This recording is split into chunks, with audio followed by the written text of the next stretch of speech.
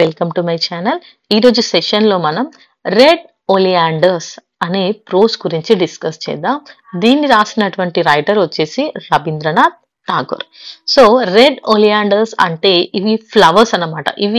ఈ పువ్వులు ఎలా అంటే ఎంత డస్ట్ ఎలాంటి వాతావరణంలో అయినా కూడా అవి బ్రతకగలవు.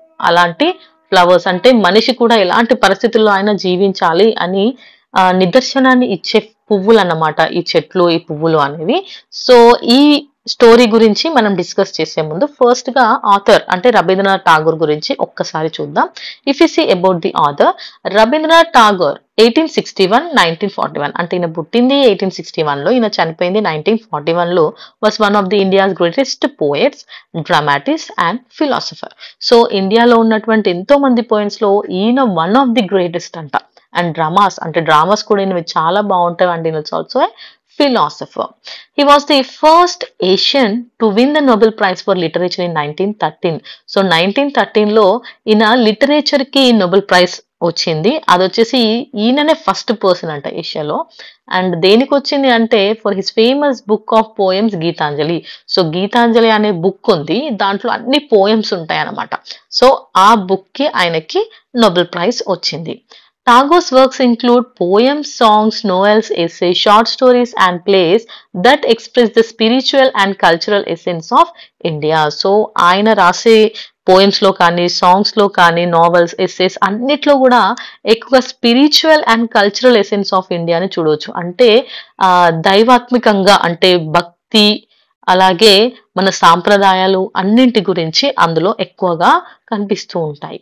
His writings reflect his deep love for freedom, nature, beauty and humanity. ఆయన దాంట్లో ఎక్కువగా ఫ్రీడమ్, స్వేచ్ఛ, ప్రకృతి, అందం, అలాగే మానవత్వం గురించే చెప్తూ ఉంటాయి. He strongly believed in dignity of man and opposed materialism, oppression and social injustice. ఆయన ఎప్పుడూ కూడా అపోజ్ చేసేవాళ్ళు. దేనికి వ్యతిరేకి అని అంటే ఇంజస్టిస్, సోషల్ ఇంజస్టిస్ కి, అంటే సమాజంలో అందరికీ సమానంగా ఉండాలి న్యాయం అనేసి అంటుంటారు. అన్యాయాన్ని ఆయన ఎప్పుడు వ్యతిరేకించే వాళ్ళు. మనుషుల్ని మెటీరియల్స్ అంటే ఒక వస్తువు లాగా చూడొద్దు, వాళ్ళని ఎప్పుడు అణచివేయాలని చూడొద్దు, స్లేవ్స్ లాగా చూడొద్దు, మనిషికి డిగ్నిటీ ఉండాలి, వాళ్ళకంటూ ఒక గౌరవం ఉండాలి అనేసి ఆయన చెప్తూ ఉంటారు. Red oleanders originally written in Bengali as Rakta Karabi. So దీన్ని బెంగాలీలో ఫస్ట్ రాశారంట. దీని పేరు వచ్చేసి రక్త కరాబి అంట. Is one of the Tagore's most powerful symbolic plays written in 1923. దీన్ని 1923లో ఠాగూర్ గారు బెంగాలీలో రాశారు. It is a poetic drama that criticize the evils of industrial civilization and celebrates the human spirit of love, joy and freedom. So ఇందులో ఏమవుతుంది అంటే industrial civilisation, so ఈ నాగరికత అండ్ ఇండస్ట్రియల్ డెవలప్మెంట్స్ ఇవన్నిటి వల్ల ఏం జరుగుతుంది, మనిషికి కంపల్సరీగా మానవత్వం అనేది మర్చిపోయాడు, స్వార్థం అనేది స్టార్ట్ అయింది. సో ఇలాంటి ఈవిల్స్ అన్నింటినీ కూడా క్రిటిసైజ్ చేస్తూ, అంటే వాటన్నింటిని వ్యతిరేకిస్తూ మనిషి ఎలా వాటన్నిటిని అపోజ్ చేసి మళ్ళీ తను లవ్, జాయ్ అండ్ ఫ్రీడమ్ ని దక్కించుకున్నాడు అనేది మనం ఈ స్టోరీలో చూడొచ్చు. ఇంకా మనం థీమ్ లోకి వెళ్ళిపోతే, the central theme of red oleanders is the conflict between life and death, freedom and bondage, humanity and greed. So ఇందులో మెయిన్ థీమ్ మనం దేనికి మధ్యలో సంఘర్షణ చూస్తాము అంటే లైఫ్ అండ్ డెత్, చావు బ్రతుకుల మధ్య, ఫ్రీడమ్ అండ్ బాండేజ్, స్వేచ్ఛ బానిసత్వం మధ్య, హ్యూమానిటీ అండ్ గ్రీడ్, మానవత్వానికి స్వార్థానికి మధ్యలో మనం కాన్ఫ్లిక్ట్స్ అంటే రెండిటికి మధ్యలో ఉండే సంఘర్షణని చూస్తాము. The play attacks a materialistic system where men are treated like machines and wealth becomes more important than life. So ఇందులో మనకు క్లియర్ గా ఏం కనిపిస్తుంది అంటే మనుషుల్ని వస్తువులు ఒక మిషన్ లాగా ట్రీట్ చేస్తారంట. డబ్బుకేమో చాలా ఇంపార్టెన్స్ ఇస్తారు, కానీ మనుషులను మాత్రం అసలు వాళ్ళని మనుషుల్లాగా ట్రీట్ చేయరు, ఒక వస్తువులాగా ట్రీట్ చేస్తారంట. It shows how greed for gold and power destroys human values. So మనిషికి ఉండే స్వార్థం అనేది, అంటే డబ్బు, బంగారం కావాలనే ఈ స్వార్థం వల్ల నాకు పవర్ ఉండాలి, ఎప్పుడు అందరికంటే ఎక్కువ అధికారంలో నేను ఎప్పుడు కూడా పవర్ లో ఉండాలి అనుకుంటారో వాళ్ళకి ఎలా డిస్ట్రక్షన్ జరుగుతుందో చూడొచ్చు. Through the character of Nandini, Tagore offers a message of hope and regeneration that love, nature, and the purity of the human heart can still save mankind from spiritual death. So ఈ స్టోరీలో నందిని అనే character వల్ల మనిషికి hope అంటే ఆశ, మళ్ళీ కొత్తగా పుట్టిన feeling రావడం, నిజంగా ప్రేమ అంటే ఎలా ఉంటుంది, ప్రకృతి ఎలా ఉంటుంది, ఇలా మనిషి స్వార్థం లేకుండా ఉంటే ఎలా ఉంటారు అనే విషయాన్ని మనం ఈ స్టోరీలో చూస్తాం. ఇంకా సమరీలోకి వెళ్ళిపోదాం. ఫుల్ స్టోరీ ఇక్కడ ఉంటుంది. The play set in a fictional mining town called Yaksha town ruled by a mysterious king. So ఈ స్టోరీలో ఒక ఊరుంది. ఆ ఊరు పేరు వచ్చేసి యక్ష టౌన్. ఈ టౌన్ లో ఏముంటుంది అని అంటే మైనింగ్ టౌన్ అంట. అంటే ఇక్కడ బంగారీ నిధులని తీసే బావులు అక్కడ ఉన్నాయి. సో అక్కడ మొత్తం గోల్డ్ ని తవ్వి తీస్తూ ఉంటారు. దానికి రాజు ఎవరు అనేది మిస్టీరియస్. అంటే ఆయన ఎవ్వరికి కనబడడంట, అసలు ఆయన ఎవరు చూడరంట.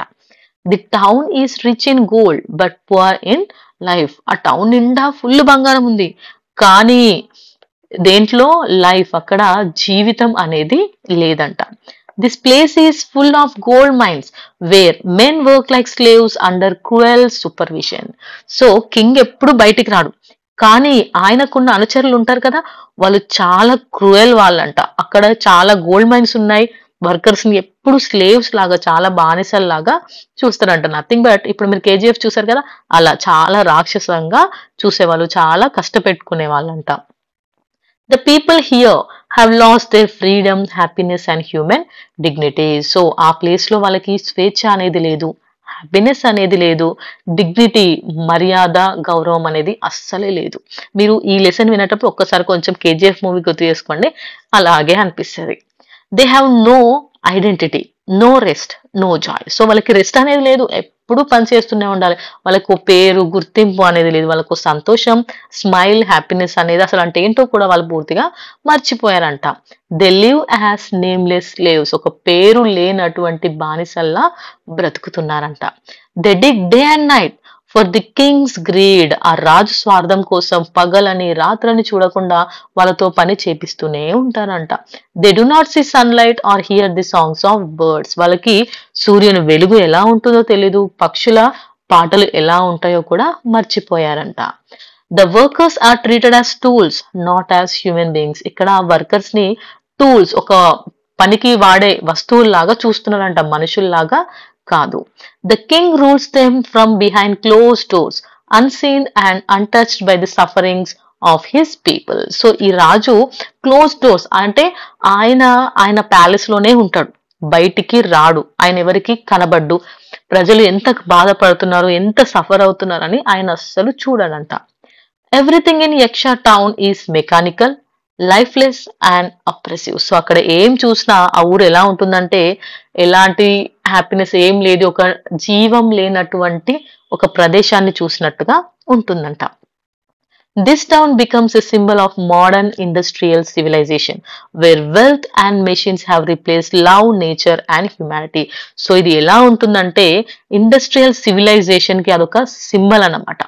సో ఇండస్ట్రీస్ డెవలప్మెంట్ వల్ల, సివిలైజేషన్ అంటే అదేంటి డెవలప్మెంటే కదా, సో ఈ డెవలప్మెంట్ వల్ల మనుషులు ప్రేమని, ప్రకృతిని, మానవత్వాన్ని మర్చిపోయి మెషిన్స్ ని, డబ్బుని ఎలా పట్టించుకుంటున్నారు అనే దాన్ని మనకిక్కడ చూపిస్తారు.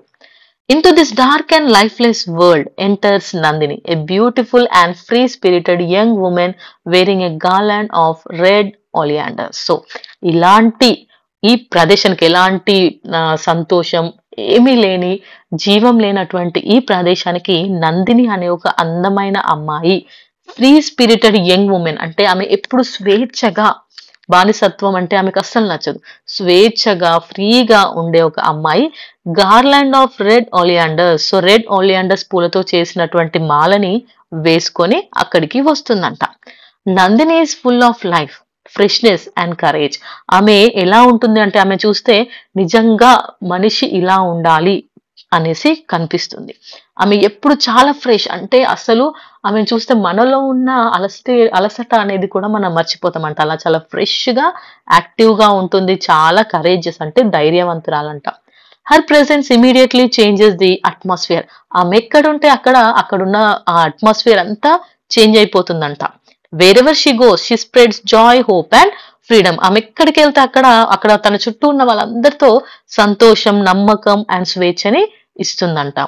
The workers who had forgotten how to smile suddenly feel alive again. So ఆమె వెళ్ళిన తర్వాత అప్పటి వరకు ఉన్న వర్కర్స్, మెషిన్స్ లాగా ఫీల్ అవుతున్న ఆ వర్కర్స్ స్మైల్ అంటే ఏంటో కూడా మర్చిపోయారు. అటువంటి వాళ్ళు అప్పుడు వాళ్ళకి ఒక్కసారిగా నవ్వడం అనేది మళ్ళీ ప్రాణం వచ్చినట్లుగా అనిపించిందంట. She talks to everyone fearlessly, the miners, the guards, and even the officials, and inspires them to question their slavery. So అక్కడ ఉన్న వాళ్ళందరితో మాట్లాడేదంట. ఎందుకు మీరు ఇలా బానిసల్లా ఉంటారు? క్వశ్చన్ చేయండి, తిరగబడండి అనేసి చెప్పేదంట. Nandini becomes a symbol of life, love, and freedom. The red oleander she wears represent the beauty of rebellion, the courage to bloom even a world of dust and darkness. So ఇక్కడ నందిని అనే ఈమె దేనికి గుర్తు అంటే జీవితానికి, ప్రేమకి, స్వేచ్ఛకి గుర్తు.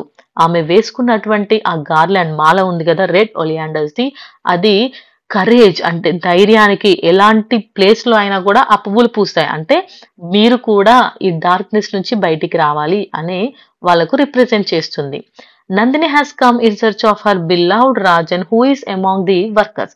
సో ఆమె రాజన్ అనే ఒక అతన్ని లవ్ చేస్తుంది. ఆయన కోసం ఆమె అక్కడికి వచ్చింది. ఎందుకంటే రాజన్ కూడా అక్కడ ఉన్న వర్కర్స్ లో ఒక అతనంట. Rajan represents hope, energy and the human will to fight for justice. So Rajan అందరి లాంటి వాడు కాదు. ఆయన ఎప్పుడు కూడా చాలా ఎనర్జెటిక్ గా ఉంటాడంట. ఖచ్చితంగా ఫైట్ చేయాలి, జస్టిస్ కావాలి అని మాట్లాడే టైప్ అన్నమాట. ఆయన అణిగిమణిగి ఉండడం కాకుండా వ్యతిరేకంగా ఉండేవాడు. He dreams of breaking the walls of oppression and giving people back their dignity. So ఆయన ఎప్పుడు కలగనేవాడు ఈ బానిసత్వం అనే గోడల్ని పగలగొట్టి అందరికీ స్వేచ్ఛనివ్వాలి అని కలగనేవాడు. Through her love for Rajan, Nandini also expresses love for all humanity. Her personal affection turns into a universal mission to awake the people. So Rajan ఎలా అయితే అందరికి ఫ్రీడమ్ ఇవ్వాలి అని ప్రజల గురించి ఆలోచిస్తాడో, అతన్ని లవ్ చేసినందుకు నందిని కూడా అతని మీద ప్రేమ, సమాజం మీద ప్రేమలా మారి ఆమె కూడా అందరి కోసం ఫైట్ చేయాలి అనే ఆమె కూడా అనుకుందంట. The professor, another important character, represents intellect trapped under tyranny. He knows that the king system is wrong, yet he is too afraid to speak against it. ఇందులో ప్రొఫెసర్ అనే ఇంకో క్యారెక్టర్ ఉన్నాడు. ఆయన చాలా తెలివైన వాడంట. అది ఆయనకు తెలుసు కింగ్ సిస్టమ్, కింగ్ చేసేదంతా తప్పు అని. కానీ అతనికి ఎగెన్స్ట్ గా మాట్లాడాలంటే భయం అంట. Through his conversations with Nandini, the audience sees how knowledge without freedom becomes meaningless. Nandini encourages him to act courageously, teaching that wisdom must serve life, not authority. So ఆయన ఎప్పుడైతే నందినితో మాట్లాడతాడో అప్పుడు ఆమె చెప్తుంది, ఎంత జ్ఞానం ఉన్నా కూడా ధైర్యం లేని జ్ఞానం, ఎదురు తిరగకుండా స్వేచ్ఛని పొందలేని జ్ఞానం పనికిరాదు. ధైర్యంగా ఉండండి, మీకు తెలిసిన మీ జ్ఞానాన్ని వాడి అందరికీ సర్వీస్ చేయండి, అంటే పీపుల్ అందరికీ, ప్రజలందరికీ కూడా ఉపయోగపడేలాగా చూడండి అనేసి చెప్తుంది.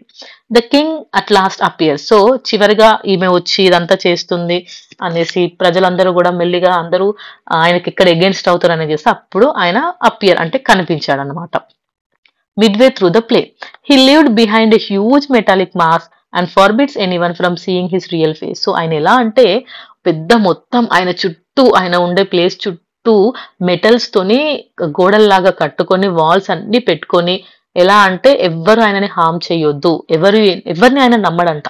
ఆయనకు భయం, ఎవరు వచ్చి ఏం చేస్తారనే భయంతోని ఆయన ఎప్పుడు లోపలే ఉంటాడట. ఆయన మొహం ఎవరికి చూపించడంట.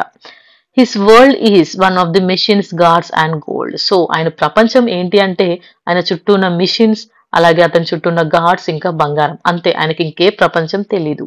When he meets Nandini, he feels both fascination and fear. So ఆయన ఎప్పుడైతే నందినిని చూస్తాడో ఆయనకు ఆమె మీద ప్రేమ కలుగుతుంది, అంటే అట్రాక్ట్ అవుతాడు, అలాగే భయపడతాడు. He's drawn to her warmth but terrified by her truth. ఆమెని చూసి ఇష్టపడతాడు, కానీ ఆమె ధైర్యాన్ని, ఆమె చెప్పే నిజాన్ని చూసి భయపడతాడు. Used to controlling everything, he wants to possess her too. Yet Nandini refuses to be owned by anyone.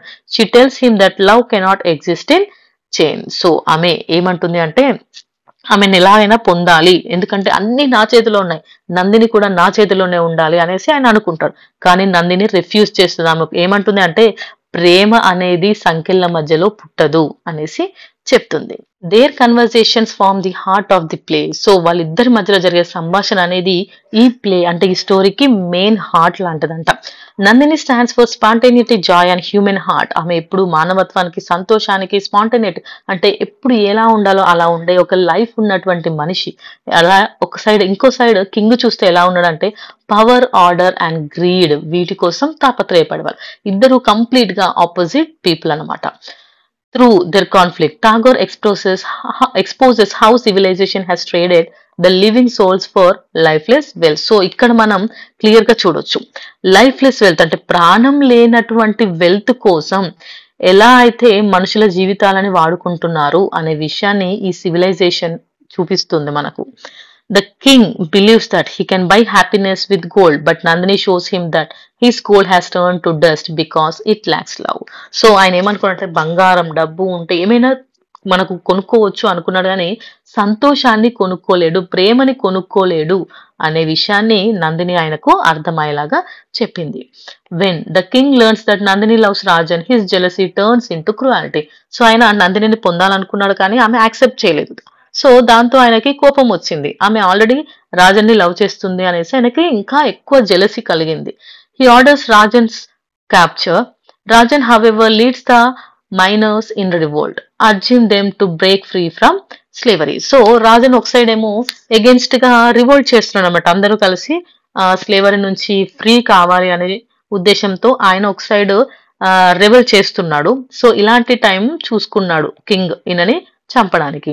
So అలా ఆయనని పట్టుకున్నారంట. In the final act soldiers kill Rajan but he spirit lives on. Final గా soldiers కలిసి రాజన్ని చంపేశారు, ఎందుకంటే రాజుకు ఎదురు తిరుగుతున్నాడు అని. Nandini does not despair. So Rajan చనిపోయాడనేసి నందిని ధీలా పడిపోలేదు, బాధపడడం, ఏడవడం చెయ్యలేదు. She faces the king. So వెంటనే ఆమె కింగ్ దగ్గరికి వచ్చింది and tells him the death cannot destroy truth. So వెంటనే అతని దగ్గరకు వచ్చి నువ్వు మనుషుల్ని చంపినంత మాత్రాన నిజాలు అనేవి పోవు అనేసి చెప్తుంది. She gives him a branch of red oleanders. So ఆమె వెంటనే ఒక రెడ్ ఒలియాండర్స్ చెట్టు బ్రాంచ్ ని ఇచ్చేస్తుంది. Saying that these flowers grow even in the dust and ashes, they are the sign of life that refuses to die.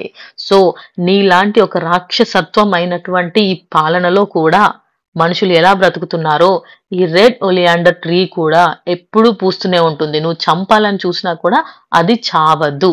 అంటే ఇక్కడ ప్రజలు కూడా నువ్వు ఎంత చంపినా కూడా వాళ్ళు బానిసత్వాన్ని అనుభవించడానికి రెడీగా లేరు, వాళ్ళు స్వేచ్ఛని కోరుకుంటున్నారు అనేసి చెప్పింది.